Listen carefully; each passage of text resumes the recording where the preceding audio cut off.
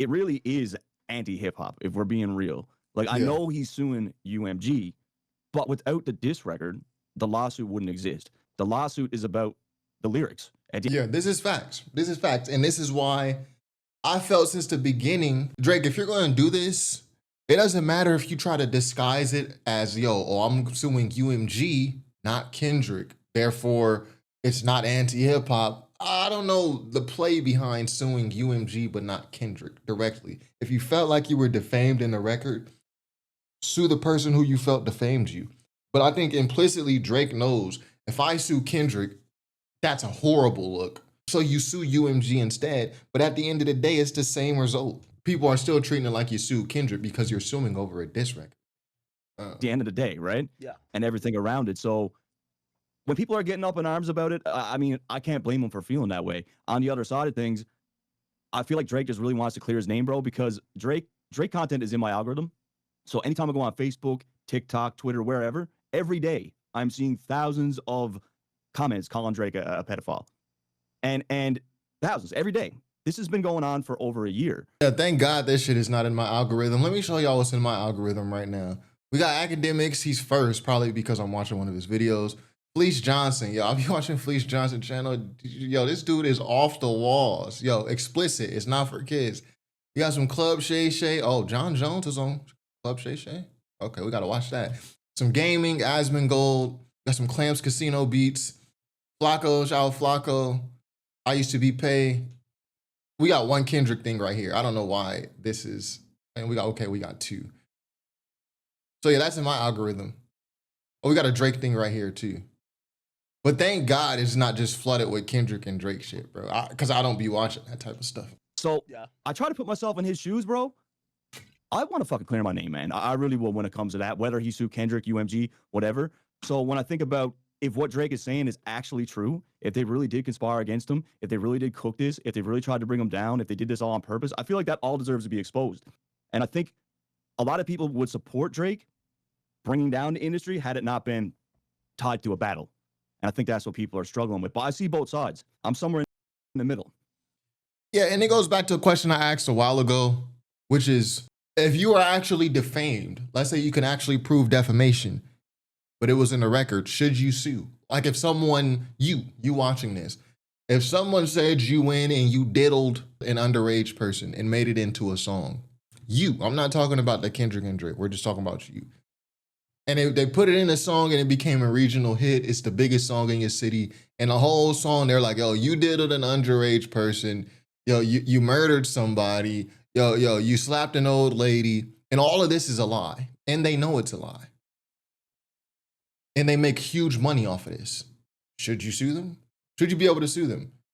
I don't know. Is it anti-hip hop? Now, the difference is, of course, this is a rap battle that Drake was also engaged in and that he also made slanderous claims in.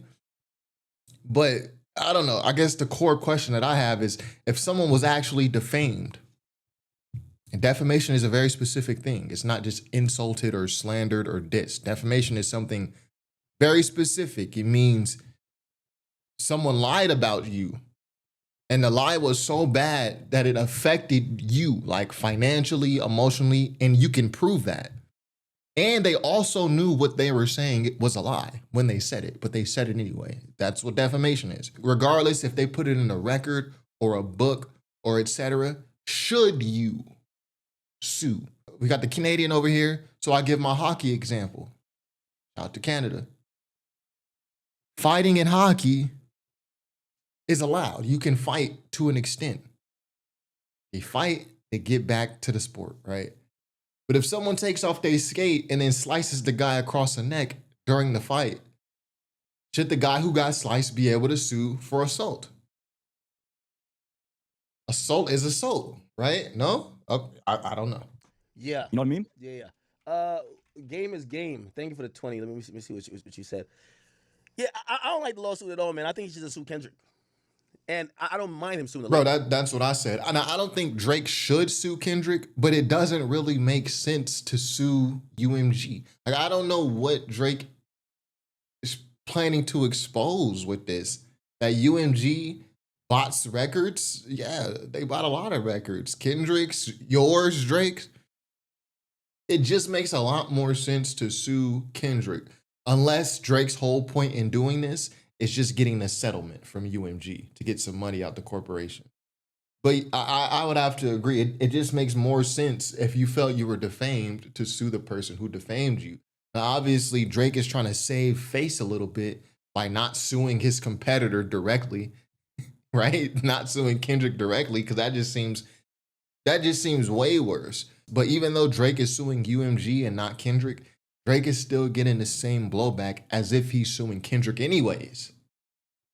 Labels, because some people feel like I'm like super pro labels. Like I've always talked shit about labels, and then I would talk shit about them and said they can't go around me, so they need me. So it's like it's not like I'm over here needing to protect them. I don't give two fucks. You know what I mean? But for me, kind of looking at it, it does get super boring when you're like, okay, sue the labels, but we all know who said the shit. The dude lied on you. You're clearly not a pedophile. The guy popularized this idea. I don't know. Sue him. And I would think very differently about the lawsuit if Kendrick was sued directly. It's already anti-hip hop. Mm-hmm.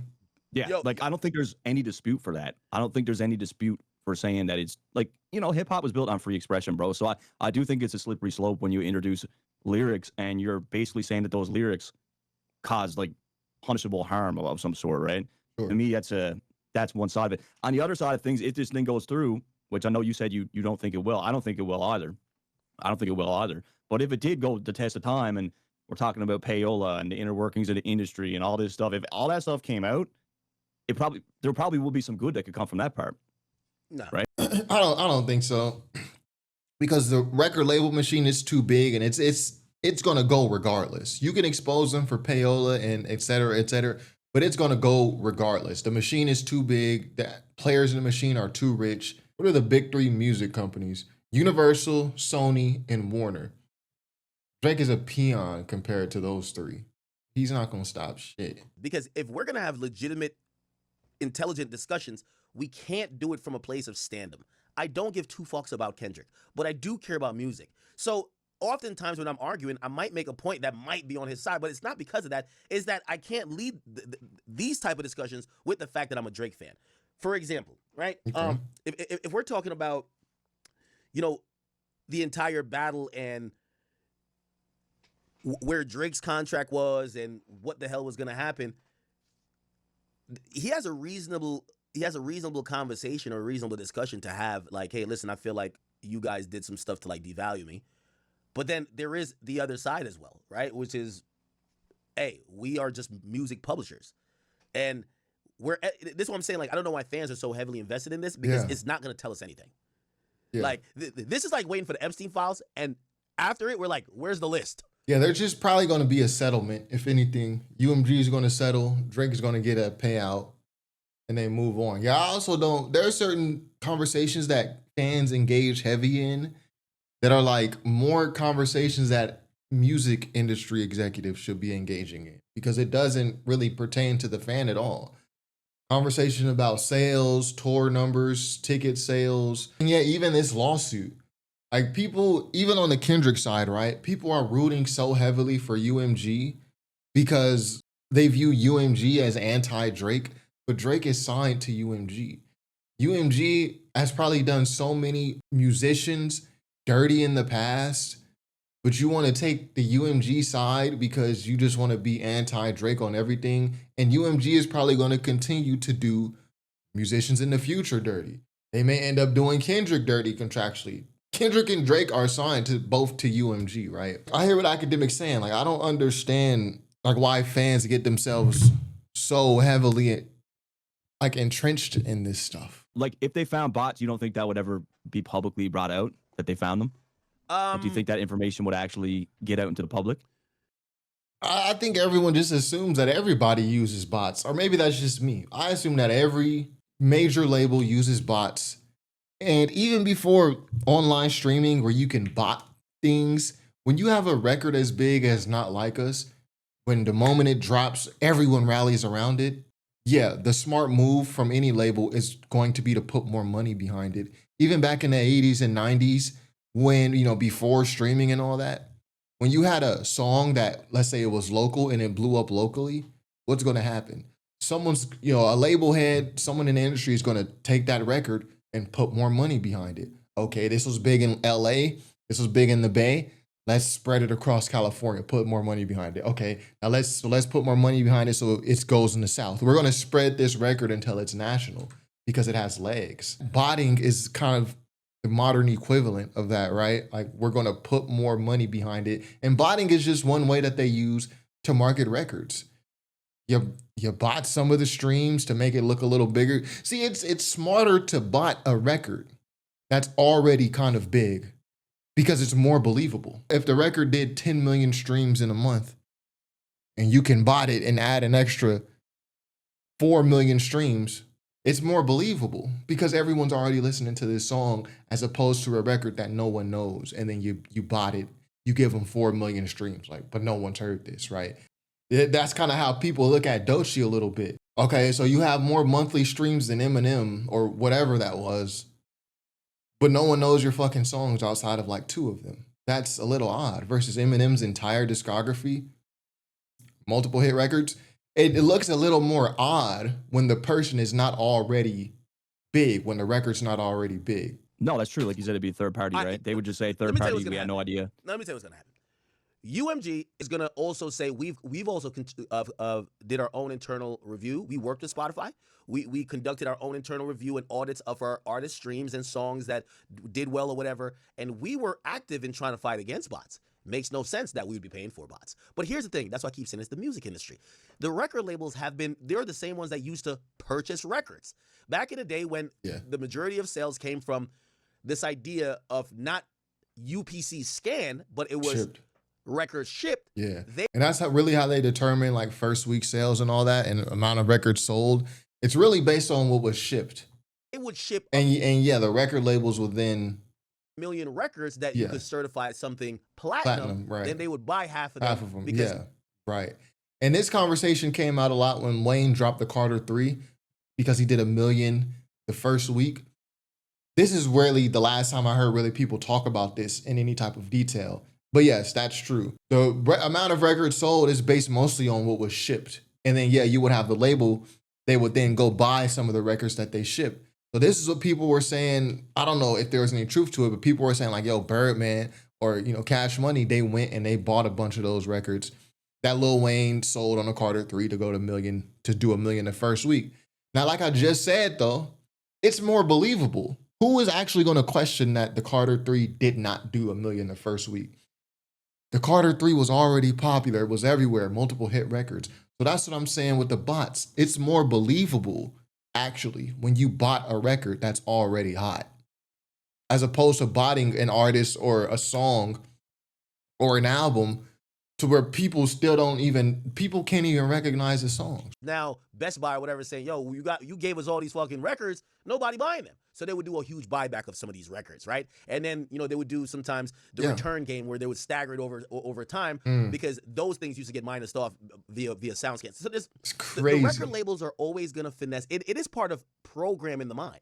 Yeah. It is part of programming the mind. I'm just saying, as long as there's a business of music, you will never erase that. They will do it at some way, somehow. It didn't start with Drake. It won't end with Drake. Okay. Facts. Okay. So I think that's a good place to stop.